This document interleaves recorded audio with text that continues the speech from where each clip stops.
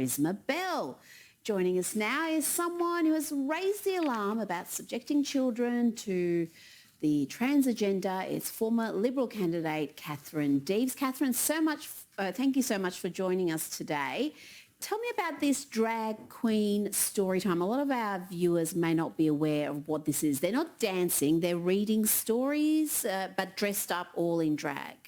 That's right, Rita. So good morning, outsiders. There, as part of the World Pride program, there are a lot of drag queen story times being held in libraries across Australia. This is aimed at children under the age of 5 years old. Now, some of these drag queens have been revealed to be actual male adult entertainers, and a very simple Google search will show them having accounts with highly sexualised material, words that are mocking female body parts, disparaging of females, and then these people sort of change their name a little bit, and here they are reading stories to children. Now, feminists have been raising the alarm on this for decades, and they object to men who dress as women in a really parodied fashion. They're mocking women. They often have names that are a play on highly sexualised activities, and they see that as really offensive and derogatory towards women. And these people are now going into libraries, and as you know, St Ignatius said,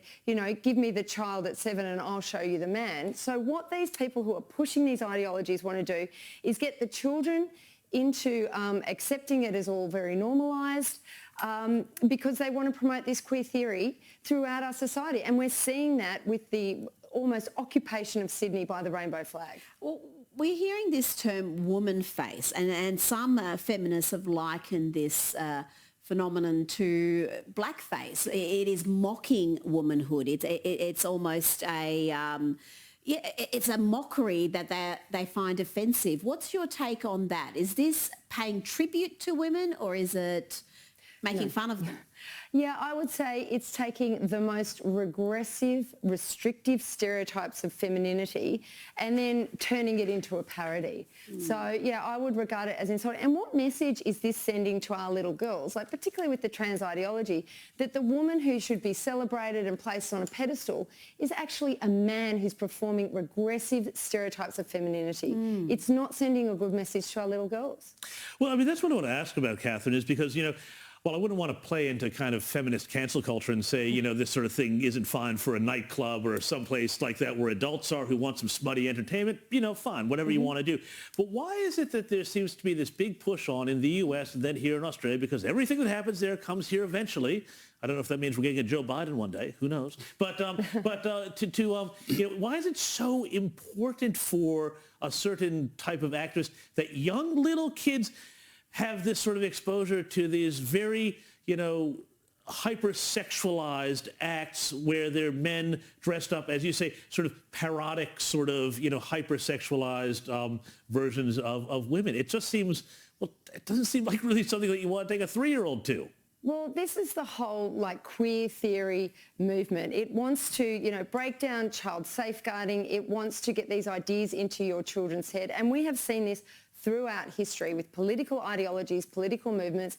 They will target the children because then they will grow up to be indoctrinated into that way of thinking. They will be the enforcers of the future. They will be the adherents to whatever the ideology is. So this is why we're seeing preschools and daycares like festooned in pride and trans flags, which I think is inappropriate. We should not be pushing sexualities on little children. They don't know what day of the week it is. They don't know who the Prime Minister is.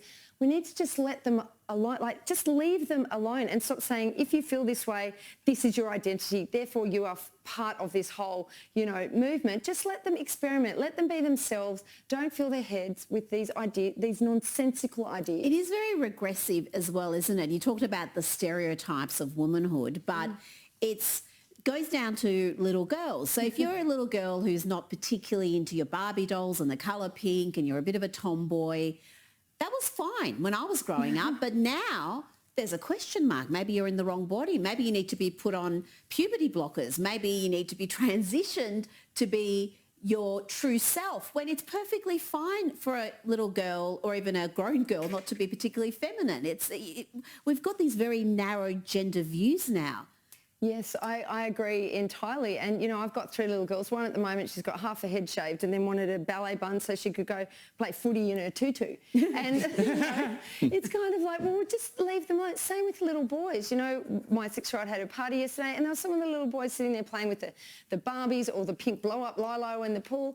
And that's absolutely fine. I also think, you know, with these kids growing up today, like I've got no issue if one of my daughters says to me, Mum, I think I'm attracted to women and I'm a lesbian. I'm like, all I care about is that you get a good education, you find someone who loves you just the way you are.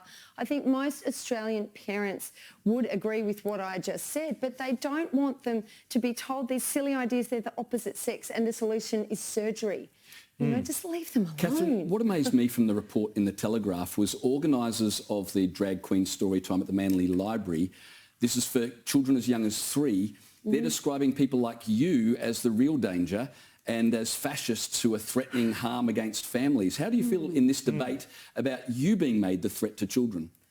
Oh, I find it, in this debate, it's like if you raise any concerns about how far this is going or saying, I just want my kids left alone, I have no problem with the gays and lesbians having their extravagant hedonistic party, Mardi Gras, whatever, but just leave the children alone. And of course, they don't want me saying that. So they will, as we know, the progressives will come after you, they will tarnish you, they will call you all sorts of names, they will disparage you, they will make you out to be the boogeyman. And it's just like, all I'm saying is, please leave our kids alone. And isn't the media really at the heart of this entire problem? Because the representation of the protest against these drag queen story times, they're actually suggesting that these fascist protesters are going to attack toddlers, that they're there to attack the children attending this event. And I read that in mainstream media. So what is it about our media in this country where any opposition to this radical agenda is treated like this? Like they're gaslighting the Australian people. Well, as James pointed out in his editorial before, a lot of these organisations are signed up to ACON's diversity program. So they have a vested commercial interest to push the trans narrative.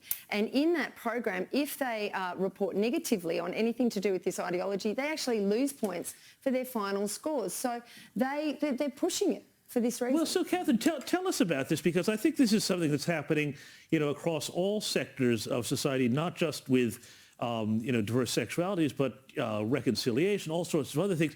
Corporations now have to get these sort of blessings, these sort of, you know, letters patent from these various diversity organizations. What do these mean, and why do companies need to have these ticks? Is it to do business with other companies? It's what is the commercial thing that's happening? Because I think it's happening in the background, and most people don't understand that there's this whole mechanism that's driving this that they don't see. They just think, oh, well, it's just a bunch of woke corporates. That's right. So with these diversity programs, a lot of it is box-ticking exercises, and they have to, it's very performative. They have to show that they've got rainbows on their advertising. They've got an LGBT group at work and an officer, so people have grievances. So it's basically this box-ticking exercise, but what's associated with that, which I think is quite alarming, is that there are sanctions imposed on that. So if you don't put pronouns in your email signature, you might be disciplined. If you say, I object to the women's change rooms at work now being gender neutral, you'll be disciplined. I'm aware of people who've lost their jobs or left companies because they don't like having this shoved down their throats. And, you know, the corporations are doing it because they don't want to be seen to be left out.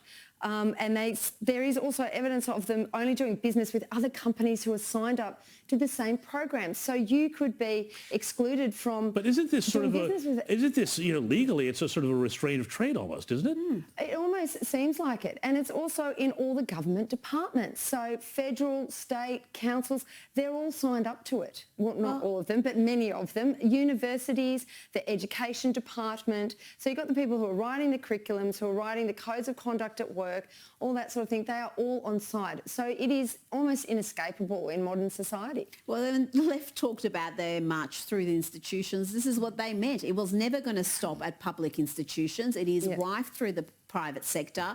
And we're seeing sporting bodies captured particularly. They've got enormous cultural power. the A-League, they're making little 6-year-old girls wear these pride shirts to play soccer at halftime at an A-League game. I got quite a few emails about this from concerned parents, but what can you do? You don't want your little girl to miss out on this once-in-a-lifetime opportunity, so you wear the jumper. Well, the pride jumpers, I mean, they tout the idea diversity, equality, inclusion. That is the holy trinity of the Church of Woke. But when you actually look at it, it's not that at all. Because look, these parents with their 6-year-olds, as I said before, 6-year-olds, they only care about where their next lolly's coming from or if their best friend Max is coming over for a play date. You know, they don't care about this stuff, but they are being weaponised in this fight. And if the parents won't show that they are happy to demonstrate allegiance to this ideology, it is their child that will be excluded. The idea of diversity, it's not diversity of thought, it's not diversity of religion or opinion. It's, I don't know, diversity of I'm not sure what, like whatever, you know, letter you are within the rainbow ideology, the LGBTIQ. But I mean, this is about adult sexuality at its heart. It's about who you are sexually oriented towards in the L, G and B. I mean, the T and Q, that is performative, that is identity. The Q captures the spicy straights who want to be included as more than an ally. Spicy straights. We saw with the Manly Seagulls last year, we had 7 adult players and they objected to wearing the Pride jersey. Now we've got children being told if you don't wear it, you don't play it. Why are children being dragged into this debate? We know they are, but why? What's the agenda here? Because they want to get them on, well, the people who are behind this ideology, they want the children involved. They want all of this to be normalised with the children. They want them to understand the LGBTIQ. I mean, this is the prevailing paradigm right now. These are the chosen few. And the 97% of us who are heterosexual, most of whom would like to find a man or woman to marry and have kids, that's all very much being undermined and shamed. And, you know, that's why you do have young kids identifying as asexual or non-binary or queer, even though they might actually be heterosexual, so they can be in the cool group. It's incredible that the asexuals, the aromantics are in that group. I mean, how is that something to be acknowledged or celebrated? If you're lacking romantic interest or sexual interest, I mean, why do you need a letter? Why do you need your own flag? Why do you need to be acknowledged? It's like saying Happy New Year to those who don't celebrate. You know? It's bizarre. Catherine Deves, thank you for joining us today. Don't go anywhere. Coming up, legal questions are mounting over The Voice. We'll break it down with a legal expert next.